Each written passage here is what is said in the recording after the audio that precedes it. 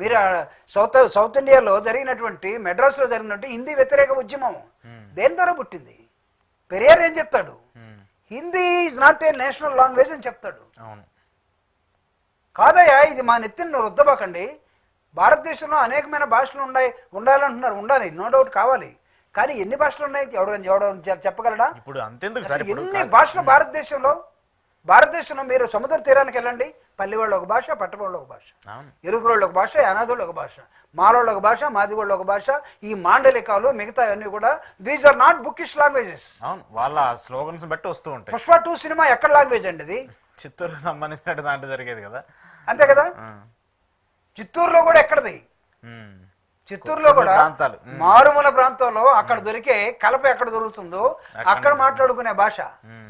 అది సినిమా అయిపోయింది కదా, దాన్ని ఎవరు తగ్గించలేదే. హిందీని ఎందుకు వద్దన్నారు? Hindi is not got that much capacity to be select as a national language. This is the Periyar and Ramaswamy వీళ్ళు చెప్పింది, డిఎంకే చెప్పింది. ఈరోజు మొత్తం కనుమూడి దగ్గర నుంచి పార్లమెంట్లో స్టాలిన్ దాకా మొత్తం చెప్తున్నారు. బట్ దాన్ని కన్వీనియంట్ గా తమిళలోకి తీసుకెళ్లడం కోసం బీజేపీ వాదనని ఈరోజు ఒక నూతన విద్యా విధానం అని చెప్పి దేశంతో ఒకే భాష ఉండాలని చెప్పి చేస్తున్నటువంటి విధానంలో ఎన్నుకుంది ఎవరిని? BJP Pawan Kalyan. He knows Tamil as actor. అదే కొంత అక్కడ పెరిగాడు కదా సినిమా యాక్టర్ గా. ఆడు ఉండేటప్పుడు తమిళ ఖచ్చితంగా రావాల్సిందే. ఏ ప్రాంతంలో తిరుగుతామో ఆ ప్రాంతంలో రావాల్సిందే. మాకు కూడా కాస్త కూస్త హిందీ వచ్చు. బికాజ్ ఎందుకున్నామంటే ఇక్కడ ఉస్మానియా ఇంజనీరింగ్ చేశాం కాబట్టి, ఉద్యోగం 18 సంవత్సరాల నుంచి ఇక్కడే ఉన్నాం కాబట్టి కాస్త కూస్త వచ్చింది.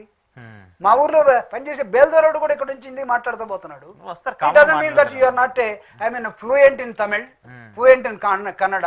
నేను అడుగుతున్నా పవన్ కళ్యాణ్ని, ఎందుకు తమిళనాడు లేకపోతే Chennai, Madras, why they are against the Hindi language? ఈరోజు హిందీ బోర్డులన్నీ కొట్టేస్తా ఉన్నారు. ఈయనేమంటున్నాడు? బీజేపీ దూతలాగా ఇప్పుడు ఈయన వెళ్ళి గుడుల పేరుతోటి అక్కడ ఒకరి సహాయం తీసుకొని గుడులు తిరుగు నీకు నీ నమ్మకం. Yes, we don't have any say on that. But in the name of the గుడి, the name of the temple, the name of the god, what you people are doing? Are you doing a right thing? ఎంతమంది ప్రజల మనోభావాన్ని దెబ్బతీస్తున్నారు మీరు? దాన్ని అంత రాజకీయంగా చూస్తున్నారు. ఎందుకు దెబ్బతీస్తున్నారు? నిన్న ఆయన ప్రకాష్ రాజు మాట్లాడు ఒక ట్వీట్ చేశాడు. నీకు హిందీకి, తెలుగుకి, మిగతా రాజకీయ భాషలకి, దేశంలో ఉన్న భాషలకు తేడా తెలియకపోతే ఆయన దయచేసి ఆయనకి ఇవ్వడానికి చెప్పండి అయ్యా అన్నాడు.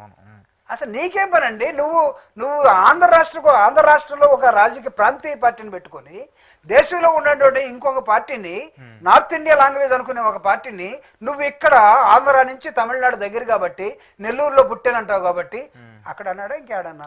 ఆయన ఏ ఊరు పోతే ఆ ఊర్లో అంటాడు. ఏ ఊర్లో ఇంటర్మీడియట్ కాలేజ్ చదివినా నేను ఇక్కడే ఇంటర్మీడియట్ చదివాను అంటాడు. ఏ ఊర్లో 10th క్లాస్ స్కూల్లో చదివినా ఆ స్కూల్లోనే నేను చదివాను, సరిగ్గా నాకు గుర్తులేదు, మా టీచర్ ఎవరో కనుక్కోవాలంటాడు. సో ఇదొక విచిత్రమైన మనస్తత్వం. నేనేం చేయలేను దానికి. ఆయన చెప్పుకోవాల్సినటువంటి తన మిగతా 4 సంవత్సరాలు ఈ హిస్టరీని, ఈ ఫోర్కాస్టింగ్ లేకుండా ఆయన ఏం చేశాడంటే మొత్తం ఒక విహెచ్పి నాయకుడు వాళ్ళన్నా నాకు తెలిసి ఆర్ఎస్ఎస్ వాళ్ళు బహిరంగ సభలు పెట్టరు. వాళ్ళు స్లోగా 1 to 1 ఎక్కిస్తూ ఉంటారు. ఈయన ఎందుకు బహిరంగ సభ పెట్టి ఏదో ఎక్కించాలని చూశారు. పిఠాపురం వాళ్ళు ఎంత ముదురో ఆయనకు తెలిసినట్లేదు. ఉండొచ్చు, పిఠాపురంలో చాలా మంది ట్రై చేశారు. ఈస్ట్ వెస్ట్ గోదావరిలో చాలా మంది బీజేపీ కోసం ట్రై చేశారు. But they never succeeded. నిన్న మీ మిషన్ల ద్వారా ఏదో మీరు అనుకుంటున్నారు అవుట్ ఆఫ్ 21 మీరు ఏదో దాని ఏమంటే 100% స్ట్రైక్ రేట్ అట. నాదెల్ మనోహర్ గా చెప్తున్నారు. స్టాటిస్టిక్స్ లో నేను చెప్పదలుచుకోలేదు, మ్యాథమెటిక్స్ లో నేను చెప్పదలుచుకోలేదు. ఏముంది 100కి 100 వస్తే 100 కదా, ఎట్లా వచ్చిందంటే ప్రధానం కదా. రేపు ఎన్నికలు జరుగుతాయి కదా. మీరు విహెచ్పి ఒక మహాసభలో మీరు ఉండి బాలినేని గారు, లేకపోతే ఒక అది ఆర్ఎస్ఎస్ ఒక సభలో మీరుండి, సారీ జనసేన సభ నేను అనట్లేదు దీన్ని, మీరు చెప్పారు కదా, దానికి క్లారిటీ ఇచ్చారు కదా. ఆయన ఏం మాట్లాడారు దానికోసం ఆర్ఎస్ఎస్ అంటున్నారు కదా మీరు.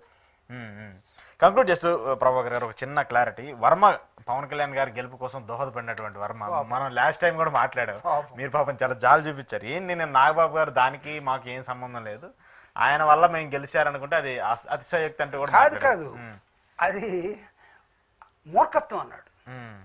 ఎవడన్నా నా వల్లే గెలిచాడు అనుకుంటే మూర్ఖత్వం అన్నాడు.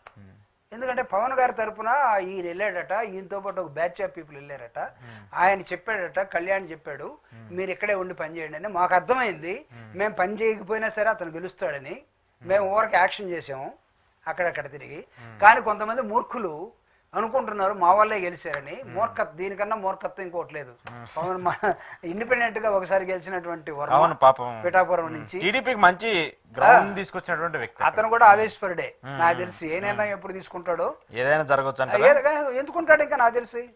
ఇంత అవమానం అతను మూర్ఖుడు అన్న తర్వాత పవన్ వాళ్ళ అన్నయ్య నాగబాబే అక్కడికి వచ్చి ఆ సెంటర్ లో నిలబడి నీ వల్ల కాదురా మా వల్ల గెలిచావు మావాడు, ప్రజల వల్ల గెలిచాడు, అసలు నువ్వు ప్రజల్లోనే లేవు, ఆఫ్టర్ ఆల్ నువ్వెంత, don't try to claim again, అక్కడక్కడ నువ్వు ఏడవబాకు, నువ్వు వెళ్ళి చంద్రబాబు నాయుడికి నా వల్ల గెలిచారు, ఆ రోజు నాకు ఎమ్మెల్సీ ఇస్తామని ప్రామిస్ చేశారు, లేకపోతే నాకు ఇంకో పదవి ఇస్తామన్నారు, ఈ రోజు అతను మూర్ఖుడు అన్నాడు, ఎనిపోయి నువ్వు చెప్పుకున్న వేస్టే అని అతన్ని మూర్ఖుల లిస్టులో వేసేసారు.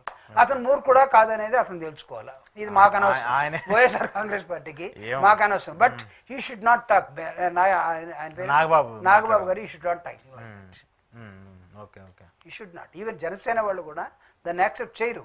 ఎందుకంటే చాలా మంది ఇప్పుడు అతను కూటమిలో భాగంగా వాళ్ళ నాయకుడు ఇచ్చినటువంటి దాన్ని అంగీకరించి తర్వాత ఏదో ఒక ఆశతోటి, ఆఫ్టర్ ఆల్ ఒక ఎమ్మెల్యే పదవే కాదు కదా, ఒక మంత్రి పదవే కాదు, పొలిటికల్ గా ప్రభుత్వం వచ్చిన బోల్డ్ ఉంటాయి. ఆయనకి ఏదో సూటబుల్ చూస్తామన్నారు కాబట్టి నమ్మాడు. ఇప్పుడు దాకా లేదు. లేకపోగా ఈ మూర్ఖుడని మీరు చెప్తున్నారు. ఒకవేళ అది చంద్రబాబు నాయుడు గారి దృష్టిలో కూడా ఉందేమో, నాగబాబు గారు ఏమైనా చదివారేమో, అందుకోసం లేకపోతే లోకేష్ గారి దృష్టిలో ఉందేమో, ఏది ఇతను అలాంటోడని అది ఇతను చెప్పేశాడేమో, వాళ్ళు చెప్పలేక ఇతనితో చెప్పించారేమో, ఇవన్నీ జరిగి ఉండొచ్చు. Now up to him to decide where he wants to be. ఉండాలా వద్దనేది ఆయన డిసైడ్ అవ్వాలి. Where he wants to be. Right చూద్దాం sir. Thank you sir, thank you very much. ఇది ఈరోజు జూపూడి ప్రభాకర్ గారితో స్పెషల్ ఇంటర్వ్యూ. చూస్తూనే ఉండండి ప్రజా.